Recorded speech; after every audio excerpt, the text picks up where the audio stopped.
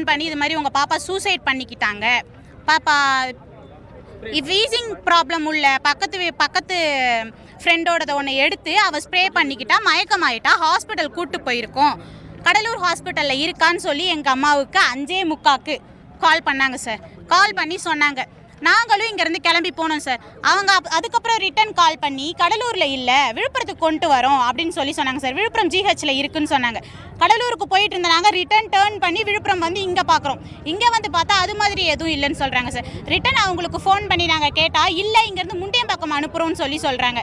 நாங்கள் இங்கேருந்து கத்திட்டு, என்னதான் மேம் நீங்கள் இப்படி சொல்கிறீங்க, ஏதாவது ஒன்று சொல்கிறீங்களா, என் குழந்தைக்கு என்ன ஆச்சு, உயிரோட தான் இருக்காளா, ஒழுங்காக பதில் சொல்லுங்கன்னு சொல்லி கேட்டதுக்கு பதில் சொல்லலை, ஃபோனை டக்குன்னு வச்சுட்டாங்க சார். சார் இப்போ வந்து இது எங்களை வந்து அந்த ஸ்கூலுக்குள்ளே விட மாட்டேங்கிறாங்க சார்.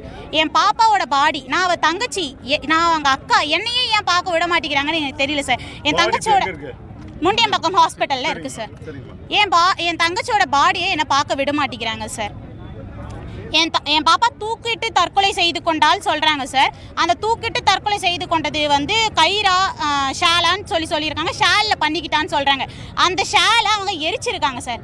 அதை அவங்க தடயத்தை அழிச்சிட்டாங்க.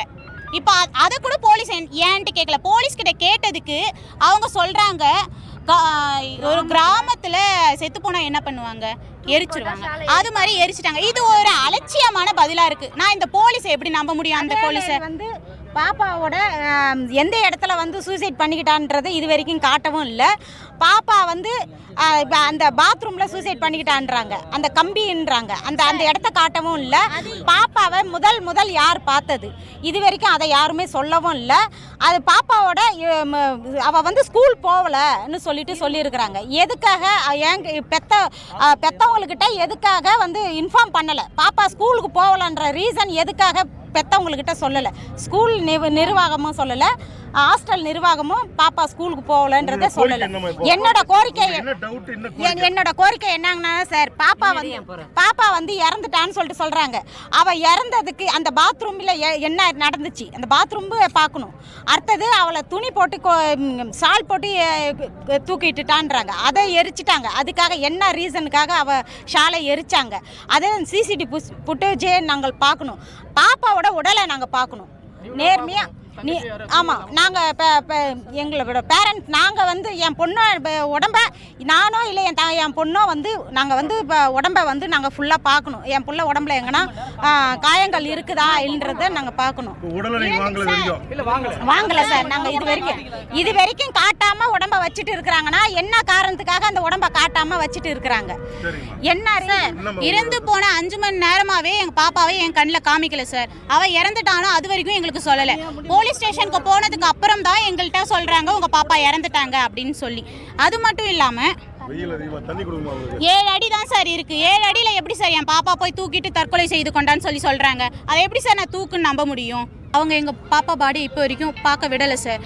நான் வந்து கேட்டிருக்கேன் சார், என் பாப்பா பாடியை பார்த்தா தான் நான் சைன் பண்ணுவேன்னு சொல்லியிருக்கேன் சார். பார்க்கலாம் வான்னு சொல்லி கூப்பிட்டு போனாங்க சார். கடலூர்லேருந்து நாங்கள் முண்டியம்பாக்கம் வரைக்கும் வந்தோம். கடலூர்லேருந்து முண்டியம்பாக்கம் வரைக்கும் வந்தோம் சார். முண்டியம்பாக்கம் வந்ததுக்கப்புறம் நீங்கள் சைன் பண்ணுங்கன்னு சொல்லி கேட்குறாங்க சார். நான் பார்க்கணுன்னு சொல்லி கேட்டதுக்கு அங்கே ஒத்துக்கிட்டவங்க இங்கே வந்து மாற்றுறாங்க. அப்போ இதையே அவங்க மாற்றுறாங்க. நான் எப்படி சார் அவங்கள நம்பி சைன் பண்ணி என் பாப்பாவுக்கு போஸ்ட்மார்ட்டம் பண்ணி எல்லாத்தையும் கொடுக்க முடியும்? இவங்க எப்படி சார் சார் அவங்க போஸ்ட்மார்ட்டத்துக்கு கையெழுத்து போடுங்கன்னு தான் சார் சொல்கிறாங்க. நான் கேட்குறது என் தங்கச்சியை நான் பார்க்கணும். பார்த்ததுக்கு அப்புறம் தான் நான் கையெழுத்து போடுவேன். ஏன் என் தங்கச்சியை பார்க்க விட மாட்டேங்கிறீங்க? அப்போ நீங்கள் அவங்க கூட சேர்ந்து மறைக்கிறீங்களா? நிர்வாகத்தை கூட சேர்ந்து நீங்களும் மறைக்கிறீங்களா? உன்னுடைய பாடியை வந்து ஒரு பெத்த அம்மாக்கிட்டையோ ஒரு சகோதரிக்கிட்டே காட்ட மறுக்கிறது நிர்வாகம் ஏன் காட்ட மறுக்குது?